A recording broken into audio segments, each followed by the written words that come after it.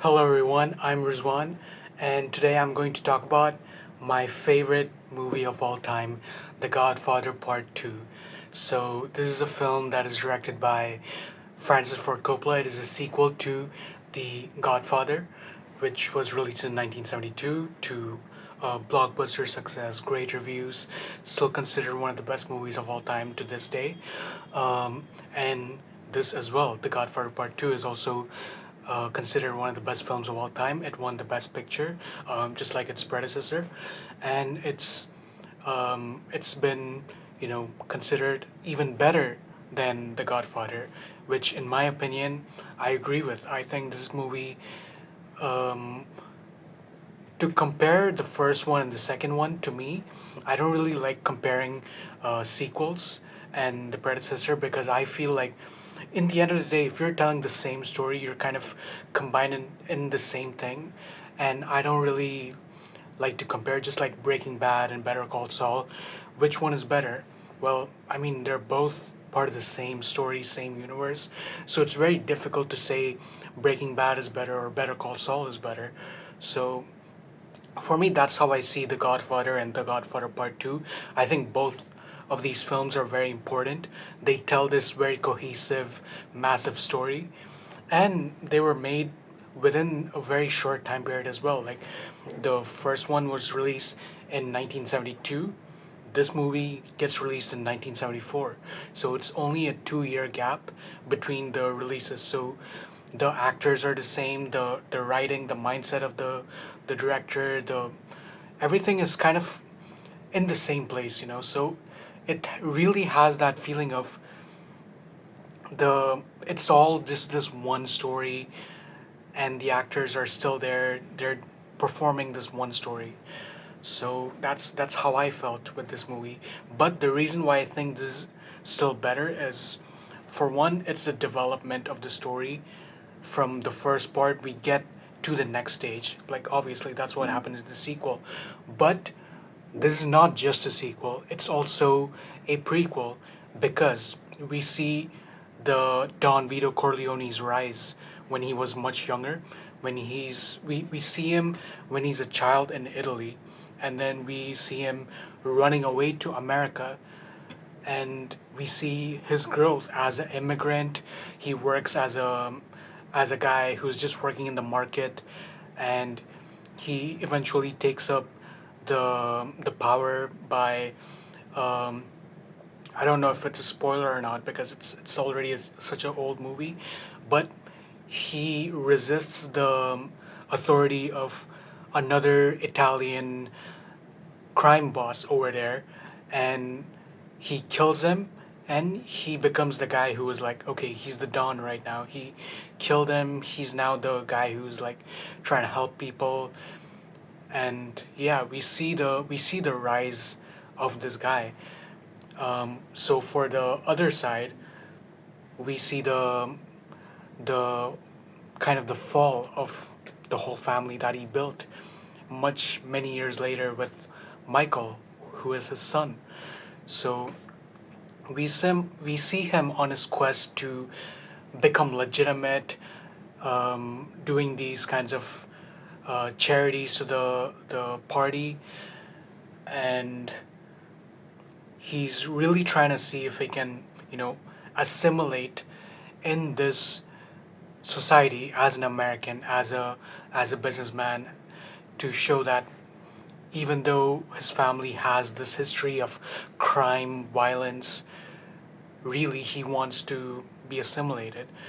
But we see the difficulties with that, because of the kind of people he's been involved with for so long, and that his family has been involved in for so long, and all the crimes that are kind of catching up to this family. Like, for example, we later learn that the reason why the certain atrocities happened in his family within in this movie, like when they try to kill his family, is that it's because of a revenge.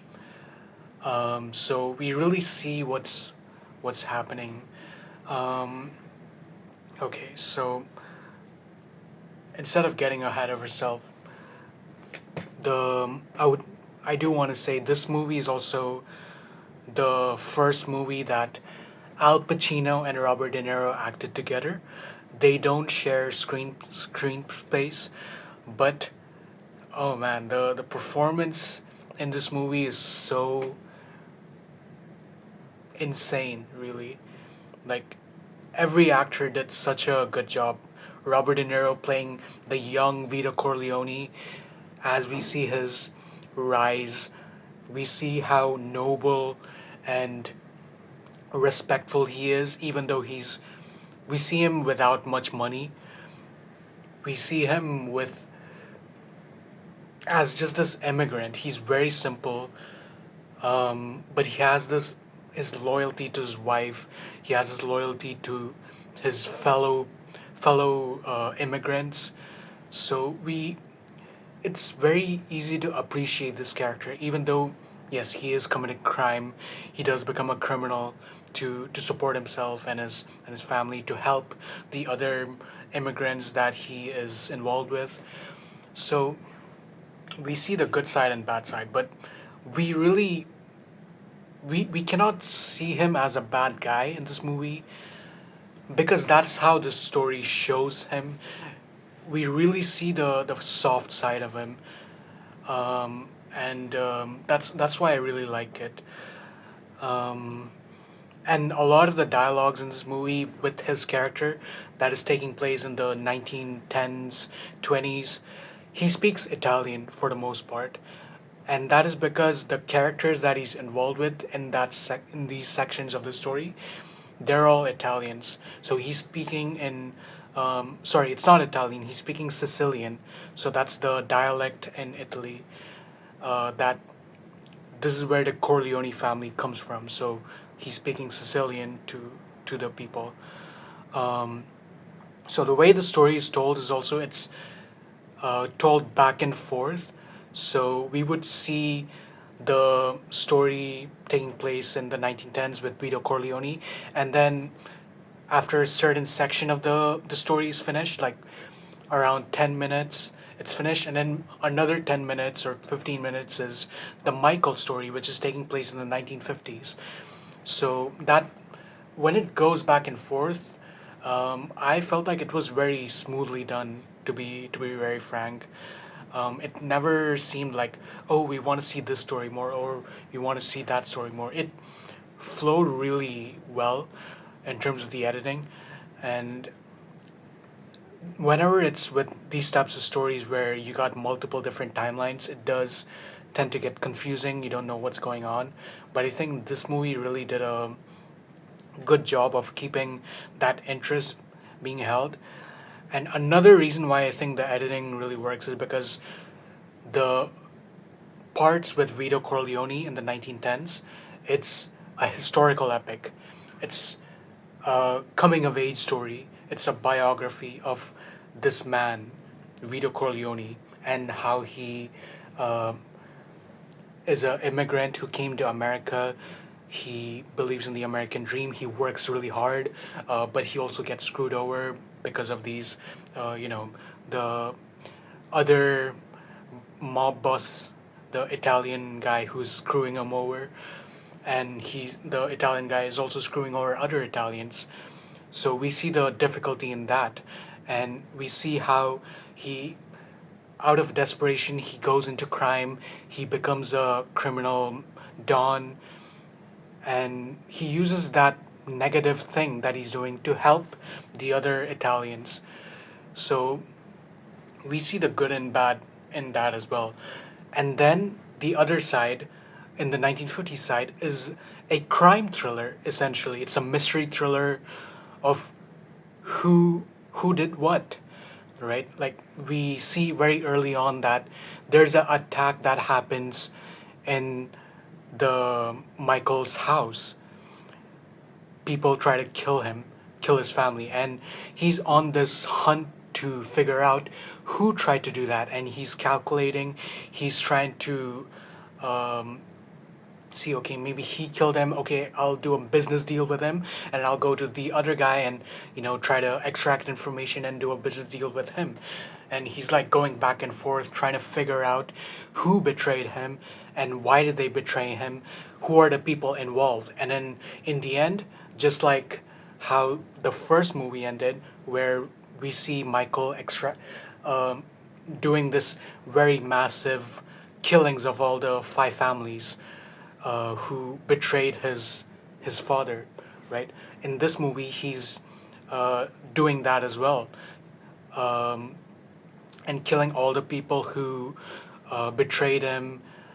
And yeah, that's what happens in the movie. And the way that it goes, the story goes, it's very suspenseful, very mysterious. We really don't know when Michael is gonna find out, how he's gonna find out, who is exactly involved, um, and what does he do with that information immediately. Like, of course, he doesn't immediately kill the person. He tries to learn more about what happened.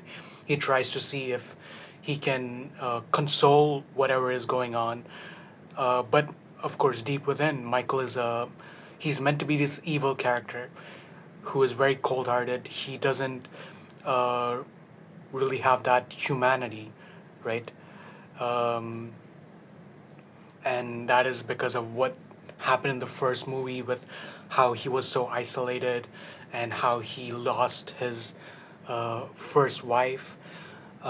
So we see all that tragedies taking place, and in this movie as well, we learn even further why Michael is so isolated and why he's so cold with everyone. We learn even more backstory of how what happened in the very end of the movie, where there's one last flashback of what happened. So yeah, so I think all these things, the way it's told, is so grand. You got this historical epic, but you also have this crime drama, crime thriller, and the way it's juxtaposed together, it's not just telling the story of some random people. It's a father and a son. How a father grew uh, in like this very specific circumstance where he had to run away from Italy due to a crime boss killing his family. He ran over to America, and he had to face all these difficulties. And then on the other side, it's his son. He still has to face all these difficulties. He's still deep in this crime level, crime, thing. And we see the sort of cause and effect between these two timelines. I think it's so, for the lack of a better word, it's so profound. Really, um, it really shows the generational. Um, I think you can say generational trauma, generational habits, how certain traits, certain habits, certain work related things, certain personality traits are passed down from generation to generation, how whatever happened in the past, it has to be dealt in the future. Whatever crime, blood was paid back in the past, it has to be paid in the present time, in the future. Um, and as time goes on, whatever rules were set in the past, it's not going to be the same 20 years down the line or 50 years down the line. It's going to keep changing. You cannot follow the same rules, same moral codes that the mafia bosses back in the day. They had a moral code. They had this um, what they call the omerta, I think. So they had that kind of moral code that they followed. But in this, in the 1950s setting that we see the influence of the American sort of vibe, the attitudes, the culture, how it doesn't it fits in, but it doesn't fully fit in. So you gotta deal with the FBI, the police, the courts, and the all of that. It shifts the people. The loyalties are tested. The loyalties are not the same. um, because the place is not the same, the culture is not the same. Um, yeah, I think I might not be doing such a good job explaining it, but when you see the movie, when you watch the movie, you'll see how really well it is portrayed in this movie. There are so many different scenes where um, there's one scene early on in the movie where Fredo he brings his American girlfriend to the party that they're having, the whole family is having, and we see that the wife is not someone that is Italian, and she's also not exactly respectful of what's going on, and she's also you can see that she's not really the type of woman that is going to settle for a marriage, and you see this clash of cultures going on over there, and also Michael, of course, he married this American wife who she doesn't want to be involved in this gangster mafia lifestyle. She doesn't approve of it. Um, and Michael is like, no, this is we're gonna become legitimate. We're gonna become legitimate soon. It's just for the time being. Um, so you really see this clash of cultures going on in this movie, and how these people are really, even after the 1910s that we see Vito his struggle in the 1950s. Michael is still struggling to fit in with the American culture, um, with the senator that comes in, the American senator, and he's very racist to them. Even though he, in the public image, he plays that, oh, I'm really good with the Italians, but face to face, behind closed doors, he's this racist guy who's like, you guys are just gangsters. I don't want to help you guys with your business. I don't care about this. I'm not gonna close a deal for you. Um, and Michael points out that you're a hypocrite. We're all in this hypocrisy together, and you're working with this other gangster. So, you know, so we see how there's so many hypocrisies um, within the system that this movie talks about as well. Um, and then we also see the Cold War setting with the Cuba, where Michael goes there. He does business with these guys, with Hyman Roth, who is the villain of this movie. Um, and we see this golden telephone being passed around, uh, and this golden cake. No, not this golden cake, but this massive cake. Um, and yeah, there's so many different things that this movie. If I spoil it, I think it won't. It might ruin the effect. But we really see some satirical scenes, I think, where you see how businesses and governments work together to screw people over. Again, that's the commentary of Coppola with how capitalism is in America and perhaps around the world as well. And it was a commentary that was present in the first movie as well, and it's even more bigger in this movie. We see all the hypocritical things that happen, very satirical way of picturing the happenings. Um, yeah, and I also really gotta mention this actor. I forgot exactly the actor's name, but he plays a um, let me search it up. He was the really great actor in this movie. He is. Let me see. He got nominated for Best Supporting Actor. Yes, Frankie Pentangeli. He was so good in this movie. He was such a good actor.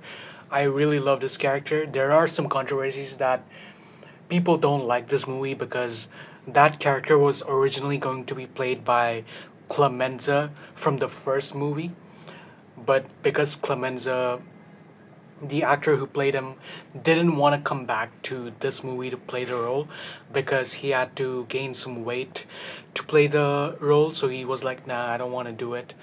And they couldn't, uh, apparently, the studio also didn't want to pay him. So they had to replace the actor, and of course you couldn't just replace the actor, right? So you gotta rewrite the whole character and put in a new character. But the actor who played him, Michael V. Gazzo, such a amazing, great performance, such an entertaining role, such an entertaining presence in the whole movie. Um, yeah, of course, the main star of this movie is definitely Al Pacino, but his character was so good. He plays this very eccentric mob crime guy who is like, he's trying to work with Michael, and he has his own issues with, like, he almost gets assassinated, and he's like, oh, these guys betrayed me, so I'm gonna talk to the feds, and we see all this court things that play out, and yeah, Robert De Niro, he won the Oscar for playing Vito Corleone in this movie. Such a great role, a very understated performance. It's very subtle, but it's a character that's so memorable.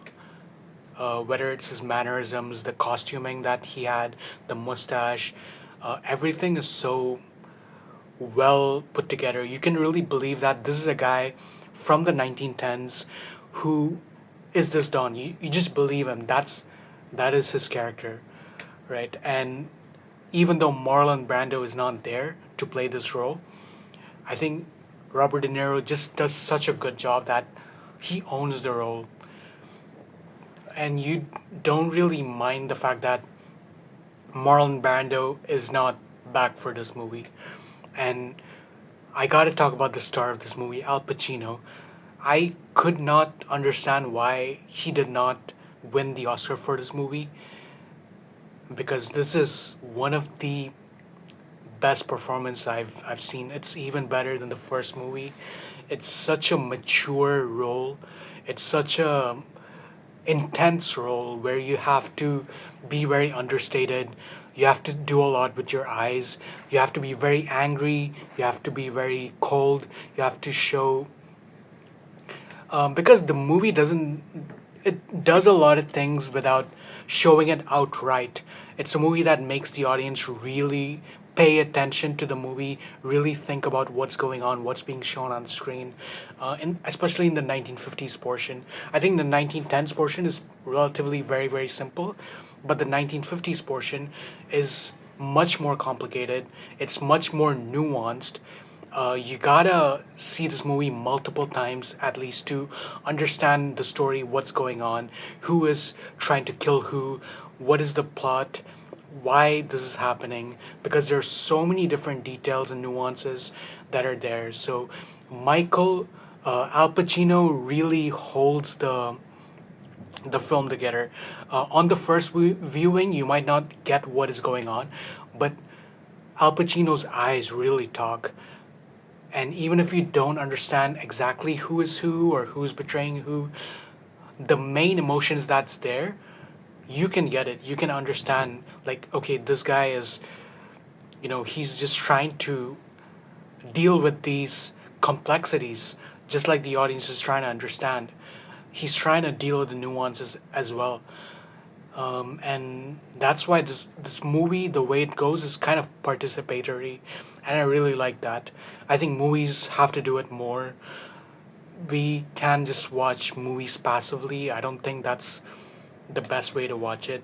When the movie really involves the viewer in understanding what is going on, really makes you pay attention to what's going on, really makes you pay attention to the subtle nuances in the framing, the blocking, the character, the dialogue delivery, the little dialogues that are there, the subtext that's there. I think it is important. It says a lot about people. It says a lot about the humans, the way they work, the psychology. So I think movies really have to do it more. And I personally just really like that kind of storytelling where you really have to pay attention to what's going on. And also there's so many different moments where we don't exactly know what went on. We are just expected to kind of put two and two together and figure out, okay, Corleone family killed this woman, they killed this guy, they set up this hit, they set up that hit, and you gotta kind of put two and two together to understand the story. um, and that is the way that this whole movie goes. um, and I really like that about this movie, and I think that is the reason why this movie is not gonna be for everyone. I think this movie got less good reviews than the first movie because the first movie is very simple. It's very straightforward. But this movie, on the other hand, you do have to sit down. You do have to understand what's going on. It's a little more mature. It is more. You gotta put two and two together much more than the first movie did. So that's why I think that it might not work for everyone. It still doesn't work for everyone. But personally, I just really love the movie. And also, I really got to talk about the cinematography in this movie. I think this is one of the most visually stunning movies that I've ever seen.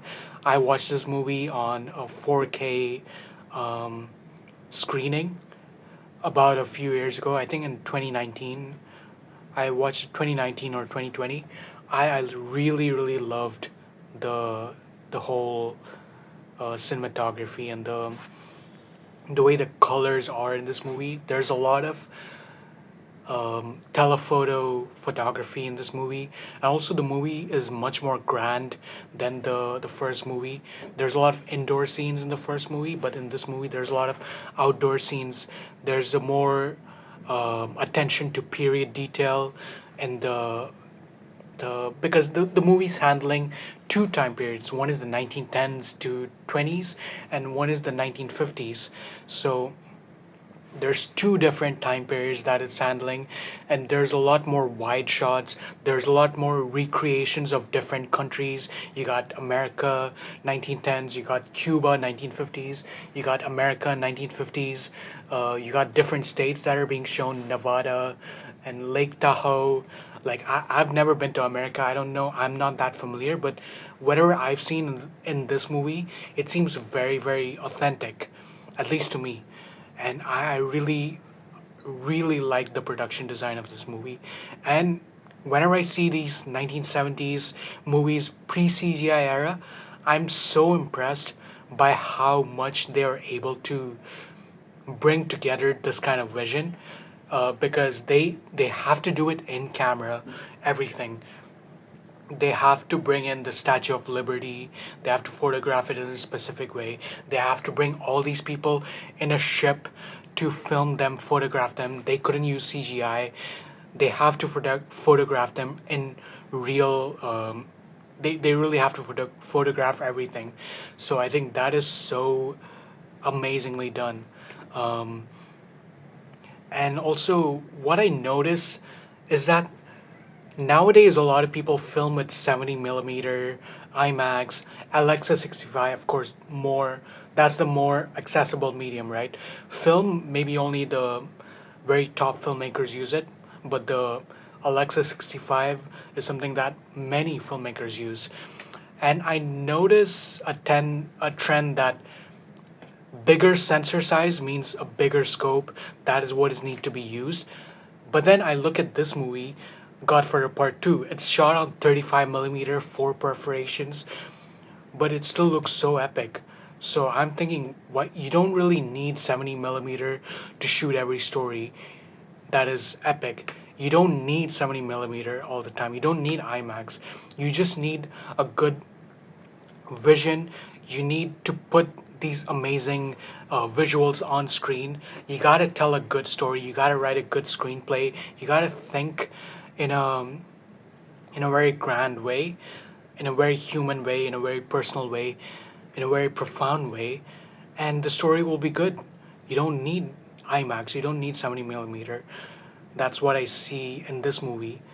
Um, yeah, it's still a very grainy movie, as with a lot of films from the pre 2000s, you can say. Back then, movies were very grainy because of the grainy film stock, high speed film stocks. Even the low speed film stocks were very grainy. Um, but look at the photography; it's so amazing.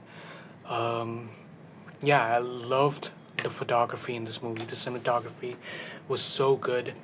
Um, Lots of low light scenes that are also shot so well, um, and it's very moody. It really plays into the film noir aesthetics, and this movie being a crime film, crime noir, crime drama, I think it really serves that use of heavy shadows, very contrasted lighting. So I really loved that. I really loved it in this movie. Um, yeah, I think this is a movie that I consider to be a great film, and I hope more people see it. It's definitely a very long movie. It's 200 minutes long, so people might find it a little slow, uh, but I think people should see it at least one time. Even if you don't like it, just go see it. Do see it with subtitles, because the movie was made in the 70s. It has people are talking in an accent that is more familiar with people who are from that era, and it's also in Italian for half the movie. So definitely watch the movie with subtitles and watch it in a good sound system. I think this movie really needs that good sound system, and of course, watch it in the best quality possible, 4K. Watch it in a dark room, and really focus on the movie. You gotta these kinds of movies. You gotta watch it in a quiet environment. If you watch in like just on a phone, the effect won't be there. You're gonna miss a lot of details. You gotta at least watch it on a big laptop so that you get the effect, you get the understanding of what's going on. So yeah, this is me talking about my favorite movie, and yeah, I'm gonna get back on another video where I discuss another movie that I really like. So until then, thank you for watching, and I'll see you in the next video. Bye.